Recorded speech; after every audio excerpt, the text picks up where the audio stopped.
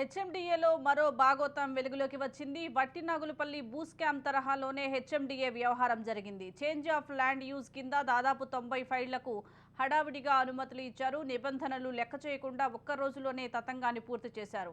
Change of land use కింద భారీగా భూ బదలాయింపు జరిగింది. దీంతో హెచ్ఎండిఏకి చెందిన 3 డైరెక్టర్ల పాత్రపై ఏసీబీ దృష్టి సారించింది. చేంజ్ ఆఫ్ ల్యాండ్ యూజ్ డాక్యుమెంట్ల పరిశీలనకు ఏసీబీ సీఎస్ అనుమతి కోరింది.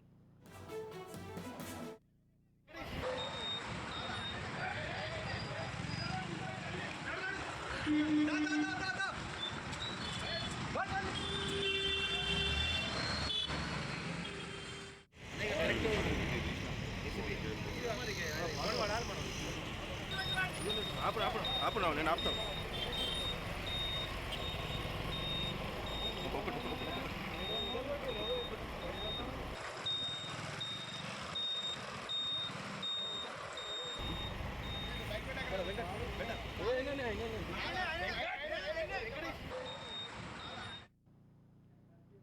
హెచ్ఎండిఏలో మరో భాగోతం వెలుగులోకి వచ్చింది. వట్టినాగులపల్లి భూ స్కామ్ తరహాలోనే హెచ్ఎండిఏ వ్యవహారం జరిగింది.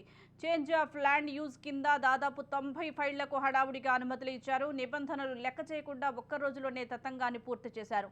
చేంజ్ ఆఫ్ ల్యాండ్ యూజ్ కింద భారీగా భూ బదలాయింపు జరిగింది. దీంతో హెచ్ఎండిఏకు చెందిన 3 డైరెక్టర్ల పాత్రపై ఏసీబీ దృష్టి సారించింది. చేంజ్ ఆఫ్ ల్యాండ్ యూజ్ డాక్యుమెంట్ల పరిశీలనకు ఏసీబీ సీఎస్ అనుమతి కోరింది.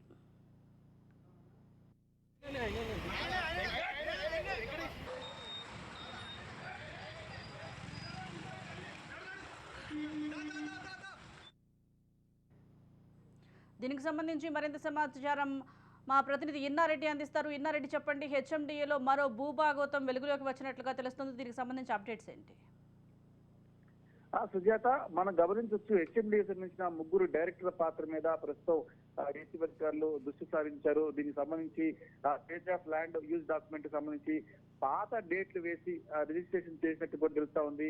దీనికి సంబంధించి సిసిఎస్ అనుమతి కూడా కోరారు ఏసీబీ అధికారులు.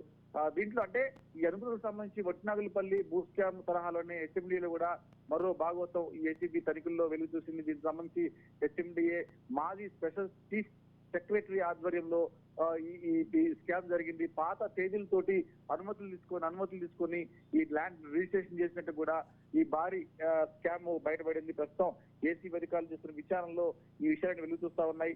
ఇవన్నీ కూడా చాలా అంటే ఎవరికైతే అనుమతులు ఇల్లీగల్ గా చేస్తున్నారో వాళ్ళకు సపోర్ట్ గా ఉండటానికని అవసరమైతే పాత డేట్లతోటి వాళ్ళు అనుమతులు ఇష్యూ చేసి గతంలోనే వీళ్లకు అనుమతులు ఇచ్చామని చెప్పని కూడా వాళ్ళు అడ్డంగా మోసం చేస్తున్న వ్యవహారాన్ని కూడా ప్రస్తుతం ఏసీబీ అధికారులు గుర్తించారు. దీనికి సంబంధించి కూడా మరి రేపు కూడా విచారణ ఉంది కాబట్టి రేపు జరగబోయే విచారణ కూడా చాలా కీలకంగా ఉండే అవకాశం ఉంది. దీంట్లో రాజకీయ నాయకులు తర్వాత ప్రభుత్వ అధికారుల ఇన్వాల్వ్మెంట్ ఎక్కువ ఉంది ఈ అక్రమ భాగవతంలో, ఈ స్కామ్ లో అని చెప్పేసి కూడా ఇప్పటికే ఏసీబీ అధికారులు గుర్తించారు. దీంట్లో ప్రధానంగా గమనిస్తే ఈయనకు సహకరించిన ప్రభుత్వ అధికారులు కూడా ఇప్పటికే విచారణ చేశారు. ఇంకా చాలా మంది కూడా ఉన్నారు, వాళ్ళు కూడా విచారిస్తే ఇంకా అనేకమైన విషయాలు వెలుగొచ్చే అవకాశం చెప్పని కూడా ఏసీబీ అధికారులు భావిస్తా ఉన్నారు. సుజాత, ఇన్నారెడ్డి, ఇప్పటికే దాదాపు 90 ఫైళ్లకు హడావుడిగా అనుమతులు ఇచ్చారని, నిబంధనలు లెక్క చేయకుండా ఒక్క రోజులోనే తతంగాన్ని పూర్తి చేశారనే ఆరోపణలు కూడా వినిపిస్తున్నాయి.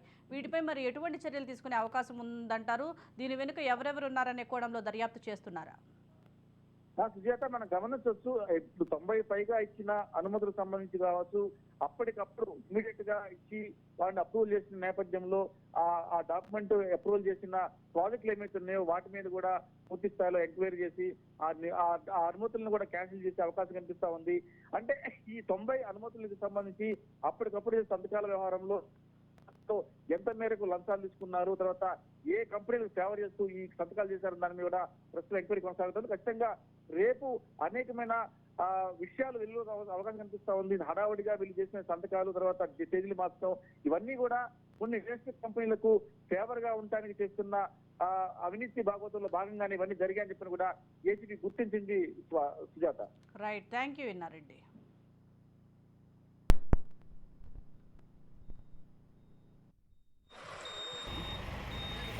వెంకట